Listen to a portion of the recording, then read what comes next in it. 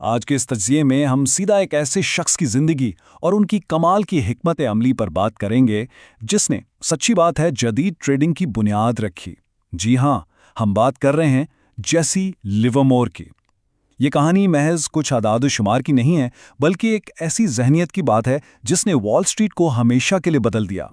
$100 million ذرا اس ہندسے کو تصور میں لائیں۔ یہ آج بھی ایک بہت بڑی رقم ہے، لیکن ہم تو 1929 کی بات کر رہے ہیں، جب پوری دنیا کا معاشی نظام تاش کے پتوں کی طرح بکھر رہا تھا۔ لیورمور نے مارکیٹ کو شارٹ کر کے یہ حیران کن دولت کمائی تھی۔ بالکل اسی ایک زبردست موو نے ان کا نام تاریخ میں ہمیشہ کے لیے ایک لیجنڈ کے طور پر امر کر دیا۔ اچھا، مارکیٹ میں ان کی اس بے پناہ کامیابی کا راز ان کے ایک بہت مشہور اور تھوڑے سے حیران کن کال میں چھپا ہے۔ پیسہ بیٹھنے سے بنتا ہے، ٹریڈنگ کرنے سے نہیں۔ سننے میں عام سوچ سے بالکل الٹ لگتا ہے نا، لیکن یہی ان کی پوری فلسفی کی جان تھی۔ یعنی مسلسل اور جذباتی خرید و فروخت کی بجائے سارا زور صبر اور بالکل درست وقت کے انتظار پر تھا۔ سیکشن 1، دی بوائے پلنجر۔ تو چلیے ان کے شروعاتی دنوں کی طرف چلتے ہیں۔ یہ کہانی شروع ہوتی ہے میساچوسیٹس کے ایک فارم سے، جہاں سے ایک لڑکا بھاگ کر بوسٹن آیا اور پین ویبر نامی کمپنی میں چاک بوائے کے طور پر اپنا پہلا قدم رکھا۔ ذرا اس ٹائم لائن کو دیکھیں، محض 14 سال کی عمر، اور بوسٹن کی ہائی لیوریج اور فوراً ایگزیکیوٹ ہونے والی بکٹ شاپس میں صرف $5 کی شرط سے شروعات کی۔ کمال کی بات یہ ہے کہ دیکھتے ہی دیکھتے 1892 تک انہوں نے $1000 کی خطیر رقم جمع کر لی تھی۔ اتنی چھوٹی عمر میں وہ مارکیٹ کے رجحانات کو پڑھنا سیکھ گئے تھے۔ سیکشن 2، وال سٹریٹ کے سخت اسباق۔ یہاں سے ان کا اصل امتحان شروع ہوا۔ جب وہ 1900 میں نیو یارک پہنچے تو حقیقت ان کے پچھلے تجربات سے بالکل مختلف تھی۔ وہاں کا ادارہ جاتی معاشی نظام انتہائی پیچیدہ تھا۔ اصل مسئلہ کیا تھا؟ تاخیر۔ بکٹ شاپس میں تو لیورمور کو فوری امر درآمد مل جاتا تھا، لیکن نیو یارک اسٹاک ایکسچینج کا نظام کافی سست تھا۔ 1901 میں ایک بہت بڑا سانحہ ہوا۔ ٹکر ٹیپ پر قیمتیں کچھ اور نظر آ رہی تھیں، لیکن ان کے آرڈرز بہت تاخیر سے اور بالکل ہی الگ قیمتوں پر ایگزیکیوٹ ہوئے۔ اس تکنیکی مسئلے نے ان کا سارا سرمایہ ہی صاف کر دیا اور انہیں قرض لینے پر مجبور کر دیا۔ Section 3، Livermore trading system. ان سخت اسباق کے بعد جو چیز سامنے آئی وہ جدید تکنیکی تجزیے کی بنیاد بنی۔ اس پچھلی تباہ کن ناکامی کے بعد انہوں نے ہار نہیں مانی، بلکہ یہ جو ریاضیاتی خاکہ اب سامنے ہے، اس کی مدد سے انہوں نے ایک منظم ٹریڈنگ سسٹم وضع کیا۔ دیکھیں یہ کتنا کلینکل ہے۔ ہائی، لو اور کلوز ڈیٹا کی بنیاد پر وہ پیوٹ پوائنٹس یعنی مارکیٹ کی سپورٹ اور ریزسٹنس کا حساب لگاتے تھے۔ جذبات کو بالکل ایک طرف رکھ کر بس ریاضی اور فارمولوں کے ذریعے مارکیٹ کی نفسیات اور خریداروں کے رجحان کو ماپنا، یہ واقعی ان کا ایک شاندار کارنامہ تھا۔ پھر ان کا ایک انتہائی سخت اصول تھا، نارمل ری ایکشن۔ مارکیٹ کے ٹرینڈ کو جانچنے کے لیے انہوں نے جو اصول بنائے ان میں کسی قسم کی لچک کی کوئی گنجائش نہیں تھی۔ اصول سادہ تھا، اگر قیمت گر رہی ہے تو ضروری ہے کہ ٹریڈنگ کا والیوم بھی کم ہو، اور اگر قیمت کو دوبارہ اوپر جانا ہے تو والیوم میں بھی واضح اضافہ ہونا چاہیے۔ یعنی حجم یا والیوم کی تصدیق کے بغیر قیمت کے اوپر یا نیچے ہونے کی ان کے نزدیک کوئی اہمیت نہیں تھی۔ ان کا مارکیٹ کو پرکھنے کا انداز کتنا سائنسی تھا، وہ اس مکئی اور جئی والی مثال سے بالکل واضح ہو جاتا ہے۔ اپنا بہت بڑا سرمایہ مکئی کی شارٹ پوزیشن میں لگانے سے پہلے انہوں نے کیا کیا؟ انہوں نے محض مارکیٹ کا رد عمل جانچنے کے لیے جئی کی ایک چھوٹی شارٹ پوزیشن لی۔ یہ ایک ماسٹر سٹروک، نفسیاتی حکمت عملی تھی، صرف یہ دیکھنے کے لیے کہ کیا مارکیٹ ان کے اتنے بڑے ٹریڈ کو ہضم کرنے کی صلاحیت رکھتی بھی ہے یا نہیں۔ اور اتنی بڑی ٹریڈنگ کے لیے رسک مینجمنٹ، وہ تو ان کے نظام کا بنیادی حصہ تھی۔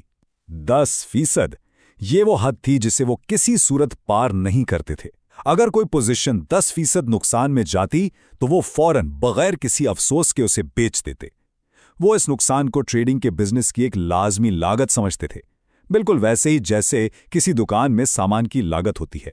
سیکشن 4، 1929 کا عظیم بیئر، اور یہ ان کے کیریئر کا سب سے بڑا موڑ تھا۔ 1929 کا سال مارکیٹ کی تاریخ کا وہ سیاہ ترین باب ہے جب معاشی نظام تباہی کے دہانے پر تھا۔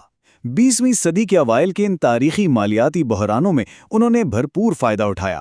لیورمور نے ایک انتہائی اہم چیز نوٹ کی۔ اس وقت مارجن پر لیا گیا قرض، جو کہ $8.5 بلین تھا، پورے ملک میں موجود کل کرنسی سے بھی زیادہ ہو چکا تھا۔ اس غیر فطری اور خطرناک صورتحال کو بھانپتے ہوئے انہوں نے انتہائی خاموشی سے مارکیٹ کو بڑے پیمانے پر شارٹ کرنا شروع کر دیا۔ اس بے مثال کامیابی کا نتیجہ ایک ایسا طرز زندگی جو کسی خواب سے کم نہ تھا۔ 25 نوکروں کا عملہ، ذاتی ریلوے کاریں، 200 فٹ لمبی پرتعیش کشتی، लेकिन एक चीज जो सबसे ज्यादा हैरान कुन है वो ये कि इनके हर घर और यहां तक कि छुट्टियों पर जाने वाली कश्ती में भी टिकर टेप मशीनें लगी हुई थीं। मतलब इंसान हर वक्त और हर जगह मार्केट के आदादो शुमार में ही उलझा रहता था। लेकिन यहीं से एक बहुत गहरा सवाल उभरता है, जब कोई इंसान मार्केट का तो ऐसा जबरदस्त माहिर बन जाए लेकिन अपने ही जहन और जज्बात पर काबू ना रख सके तो फिर क्या होता है?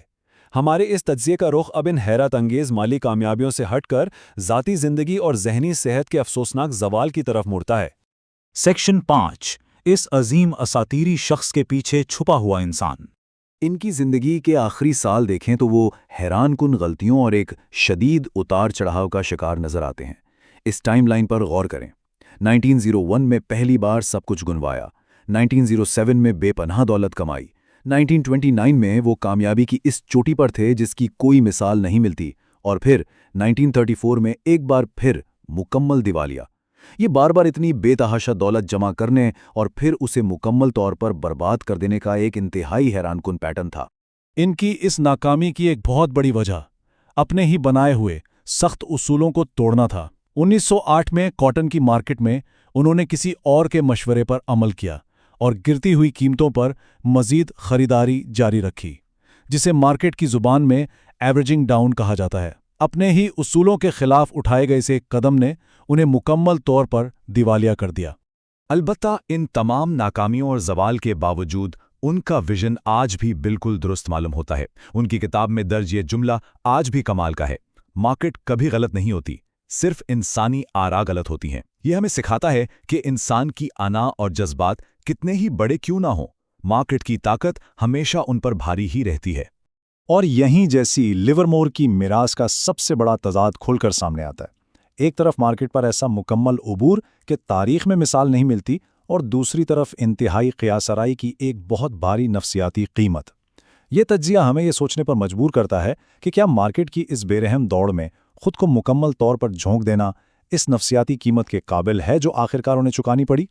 एक ऐसा सवाल जो आज भी हर ट्रेडर का पीछा करता है।